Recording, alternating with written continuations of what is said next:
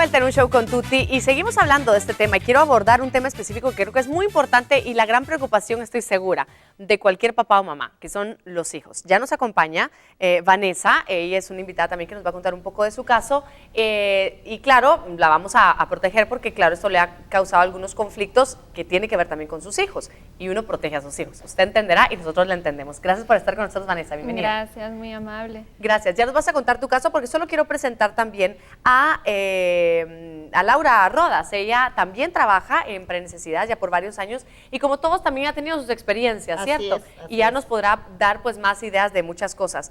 Quisiera, Vanessa, que me contaras cuál fue tu caso. Tu esposo falleció por delincuencia, lamentablemente, y entonces te quedas tú con tus hijos, pero ¿cuál fue la complicación?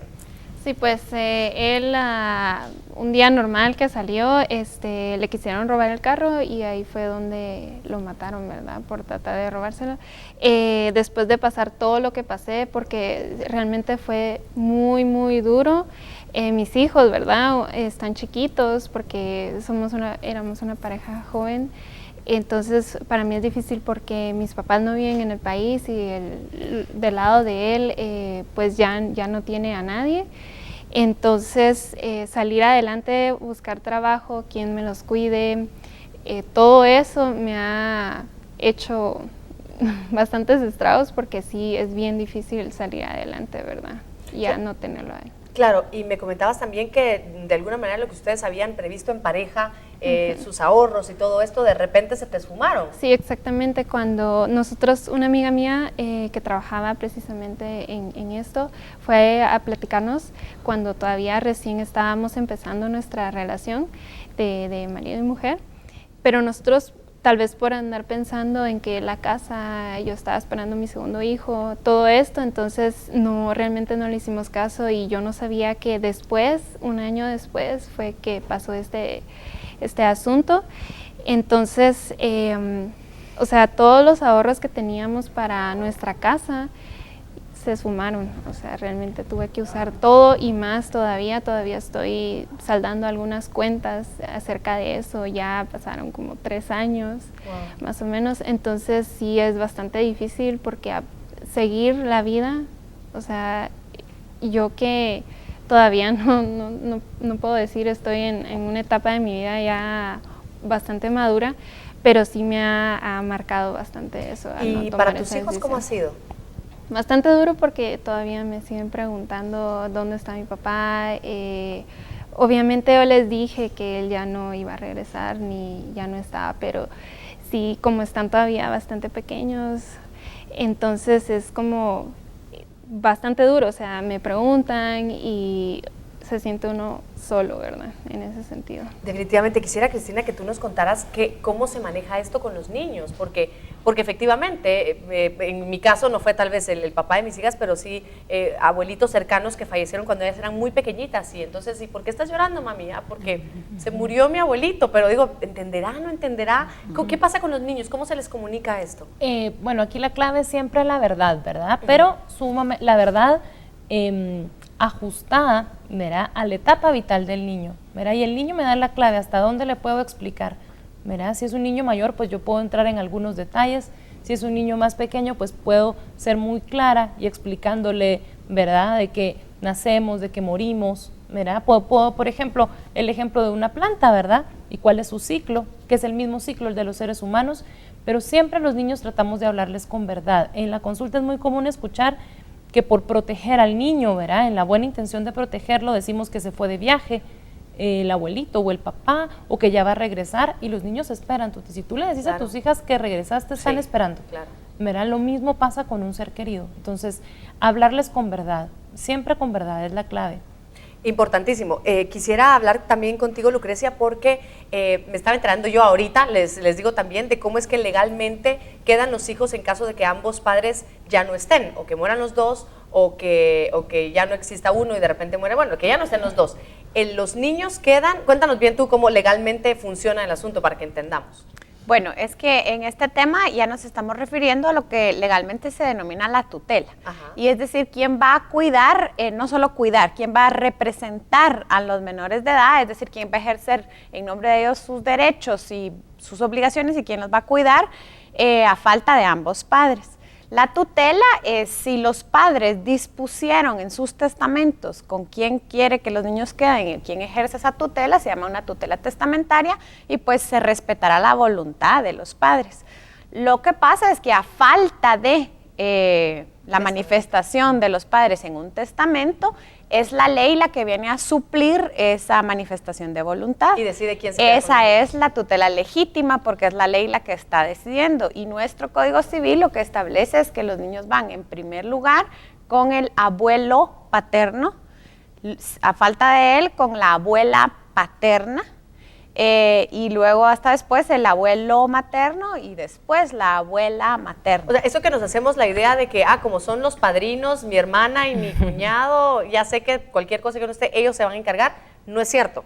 Salvo que así lo hayas dispuesto en tu testamento. Entonces es importante si eso es lo que quiere la pareja, a falta de ellos, ya ellos tienen designado quién quiere que las personas que comparten nuestros mismos valores, nuestra forma de educar, quienes tienen contacto con nuestros hijos y queremos que con ellos queden a falta nuestra, lo tenemos que disponer de una forma legal, que es el testamento.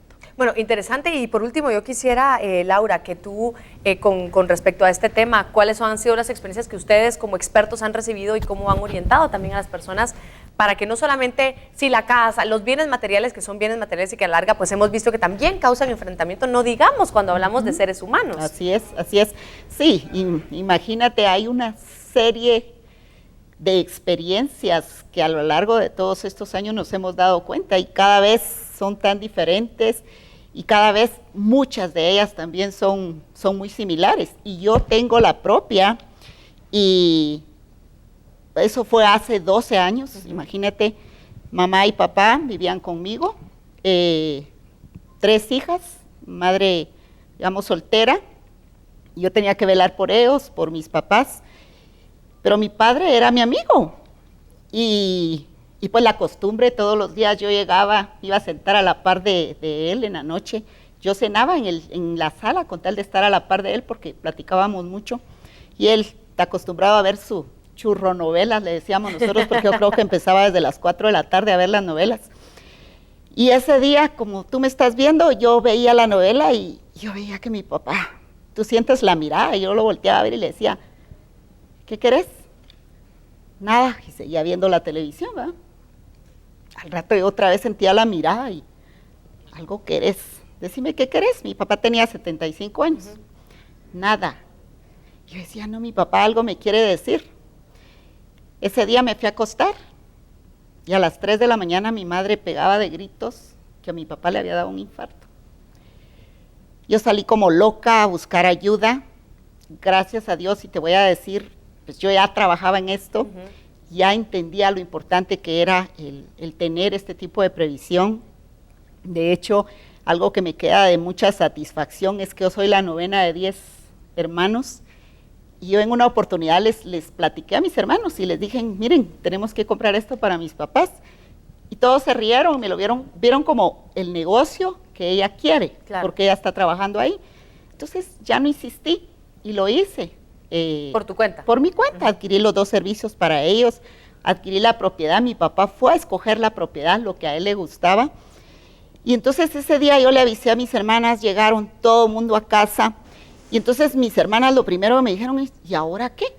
¿Vos qué hacemos? Comprémoslo ya, ahorita.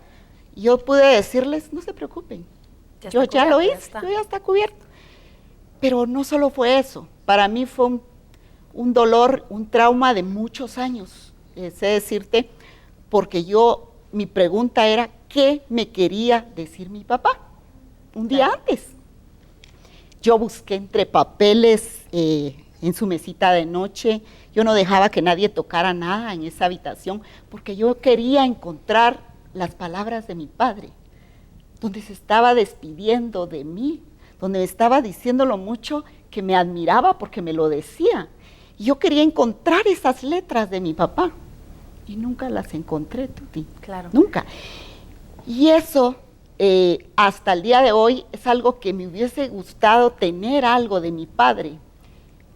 A los 5 años fallece mi hermana.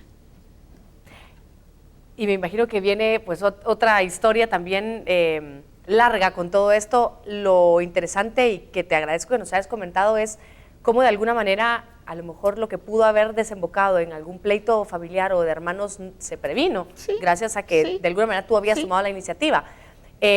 Algo que platicamos también con Cristina y que tal vez en el último bloque lo podemos platicar es cómo es que todo esto también se puede prever desde el lado emocional, que también es importante que hoy, si tenemos algún roce con algún hermano, hoy lo podamos solucionar, porque en ese momento que llegue, ojalá no sea pronto, pero que va a llegar tarde o temprano, podamos vivirlo unidos, como se debería vivir los momentos que son más difíciles para una familia. Vamos a la pausa rápidamente y antes el sueño de esta semana. Ayer pudimos conocer a Luis Pineda, una persona que nació con una condición poco convencional y que no ha tenido una vida fácil. Pero hace 10 años, en una de las etapas más difíciles de su vida, Luis encontró algo maravilloso. Sí, la verdad que sí, desde que yo conocí de Dios, entendí que la vida tiene un sentido, tiene un valor, mi vida tiene un valor inimaginable que yo jamás imaginé tener. Todas esas personas que me hicieron daño, hasta el día de hoy yo no siento rencor por ellas, al contrario, yo bendigo sus vidas y a veces ellos miran algo diferente en mí porque me lo han preguntado, tenés algo distinto, no eres el mismo de antes, que era persona aislada, cerrada y hasta negativa de sí misma. Y les comento que pues conocí de Dios y mi vida es distinta. En la Iglesia Cristo Roca de Salvación, Luis ha encontrado un propósito para su vida y una pasión especial por la música, como sonidista, algo que él ama. Me dijo, mira, ¿quieres ser sonidista? En toda mi vida yo nunca supe yo que era ser sonidista, no sabía qué era eso, ni cómo se manejaba todo eso. Entonces él me explicó, me tuvo paciencia y que lo importante que él siempre me enseñó fue de que cosa material que se mirara que no sirviera, que le buscara un remedio. Y esa fue mi base fundamental desde que yo vine a la iglesia, que no importaba la situación en la que yo pudiera estar, yo tenía que salir adelante. Y además sueña en seguir creciendo y aprendiendo más sobre este arte. Me fascina mucho lo que es el sonido, ser sonidista. En ese entonces habían 5 grupos de alabanza, no había ningún sonidista, el único que estaba era yo. Y a ellos les gustaba mi forma de trabajar porque yo les ponía como ellos querían. A veces las limitaciones llegan a nuestra vida solo para que nos demos cuenta cuán grandes podemos ser.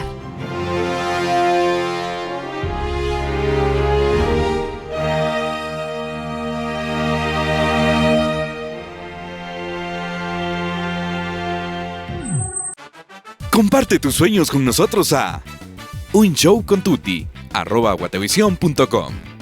Cuéntanos más de ti y forma parte de este show. Momento de la pausa comercial, por favor siga con nosotros, ya volvamos.